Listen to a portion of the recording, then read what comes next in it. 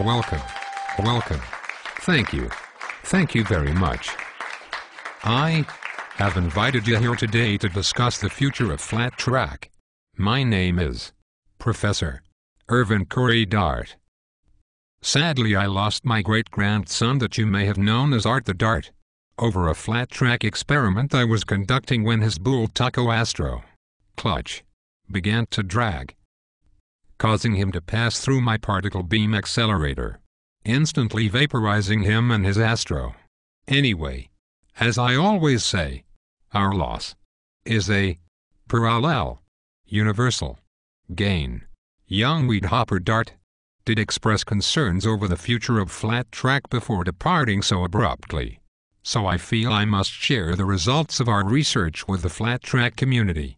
First, I would like to thank Ron Wood and Woody Kyle and Eddie Mulder and Mike Kidd and Dale Lina Weaver and the band Metallica and Nikki Six and Carlos Santana and Wayne Hosaka for not contributing one damn thing that was worth diddly squat in helping me with my research.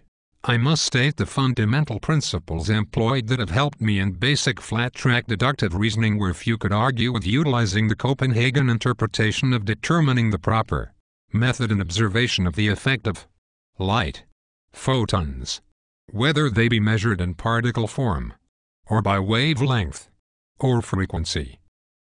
Which is why, alive at the wire, and those little sensor gizmos that the DMG people put on the flat track bikes to indicate rider position and lap times does not work for crap.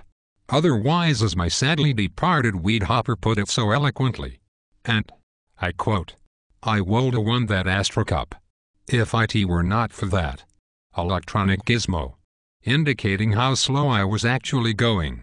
Additionally, many times I have observed Henry Wiles leading the Peoria TT by what at first glance seemed to be large spatial anomalies, which is where scientific observation must be utilized to properly evaluate space, time, distance, and velocity, whereby I would remind the observer that Mr. Wiles may only appear to be in front if the observer is looking from behind.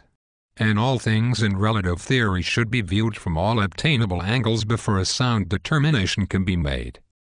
Using Newtonian, Schrödinger, proven laws of physics with the assistance of Euclidean geometry, I have determined that Henry Wiles can only technically be leading 1/137th of available angles of observation. And on a personal note, I very much enjoy judging the Peoria TT from the angle of backwards and below, as this places Henry Wiles in last place and upside down. On a brighter note, this should be welcome news for Chris Carr this season, but I am also confused by contradictions contributing to my lack of success in proving Albert Einstein's unified field theory, where all things are possible on a subatomic level unless quantum jumping occurs, which may be why electrons may be found at certain energy levels around the nucleus of Chris Carr's atoms.